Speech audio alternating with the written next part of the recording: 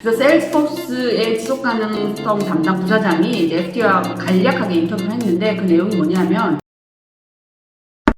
안녕하세요. 여러분, 기나긴 집을 탈출하여 사무실로 출근하였습니다. 저희가 정동에 사무실이 있었는데 남의 집에서 전세 살고 있었거든요. 물론 지금도 전세지만 이태원으로 사무실을 이사를 해서 그래도 작지만 저희 작은 독립공간에 앞으로 여기서 많이 찍으려고 노력하겠습니다. 미국에서 지금 기후 공시 의무화에 대한 논의가 한창 진행 중이에요. 그런데 최근에 아마존, 그리고 구글, 오토데스크, 이베이, 페이스북, 인텔, 세일즈포스 이 7개 대표적인 기술 기업들이 SEC라고 하죠. 미국 증권거래위원회에 편지를 보냈습니다. 뭐라고 되어 있냐면 미국의 연례보고서에 10K라고 하죠. 거기에 기후 공시에 대한 내용을 그 안에 넣을 것이냐 아니면 별도 보고서로 만들 것이냐 뭐 이거에 대해서 갑론을박이 있는데, 이 기술 기업들이 연례보고서 안에 넣지 않고 기후보고서를 따로 발간하는 게 좋다라고 의견을 낸 겁니다. 그 이유가 뭐냐 하면은 기후와 관련된 공시는 지금 현재로서는 앞으로 일어날 미래이기 때문에 불확실성에 기반한 추정 그리고 가정에 의존하는 데이터다. 그래서 이거를 가지고 기업한테 과도한 부담과 책임을 지워서는 안 된다라는 게 그 이유예요. 그래서 별도로 기후보고서라는 거를 발간해가지고 붙이겠다. 우리도 지금 보면은 기업의 연례보고서가 있고 지배구조 보고서는 따로 발간하잖아요. 그리고 2025년부터 우리가 그 ESG에 대한 공시 의무화가 되면서 대기업의 경우 2030년에는 전 상장기업이 의무화가 되면서 이것들을 다 별도로 보고를 하게 돼 있거든요. 그러면 연례보고서 하나, 지배구조 보고서 하나, ESG 보고서 하나. 그래서 지금 뭐 국회에서 또 논의되고 있는 게 뭐냐 하면은 이것들을 언제 사람들이 다 보냐. 그러니까 연례보고서 안에 이 ESG 보고서를 집어넣어야 된다. 자본시장 꼭 개정해야 된다라는 게 일부 의원들이 지금 추진을 하고 있는 법안 중에 하나인데요. 여기도 그런 논란인 거죠. 한마디로 말하면. 그래서 FTA에서는 이렇게 얘기를 해요. MS나 구글 같은 이런 기업들이 이 연례보고서 안에 들어가게 되면 이게 법적인 리스크가 있다 이거예요. 그래서 혹시 뭔가 이제 오류가 있거나 잘못 쓰거나 하면 이게 바로 법적인 소송으로 갈 수 있는 리스크가 있기 때문에 이 법적인 리스크에 대한 우려 때문에 연례보고서에 들어가는 걸 반대를 한다. 반면에 ESG를 이제 주장하는 투자자들의 경우 핀코, 인베스코 같은 사례를 들면서 이런 대형 자산운용사나 투자자들의 경우는 연례보고서 안에 기후 공시가 의무화되어야 된다라고 주장을 한다는 거예요. 이런 충돌이 향후 앞으로 계속 몇 달 동안 지속될 거다. 이제 이게 어떻게 결정이 날지 모르니까요. 이렇게 얘기를 하고 있고요. 그래서 기업들의 의견을 조금만 더 들어보면 이렇게 얘기를 하고 있어요. 넷제로를 우리는 지지하고 있다. 그래서 넷제로에 대한 UN의 Race to Zero 이 캠페인이 대표적인 기업들의 넷제로를 이니셔티브 하는 기관이거든요. 그래서 여기랑 America is all in 이런 캠페인에 우리가 다 동참을 하고 있고, 우리 이 기업들은 전부 다 100% 재생에너지를 가지고 조달을 하고 있다. 그리고 이미 기업에 대한 기후 보고도 원래 스콥 1, 스콥 2까지 보고를 할 뿐만 아니라 스콥 3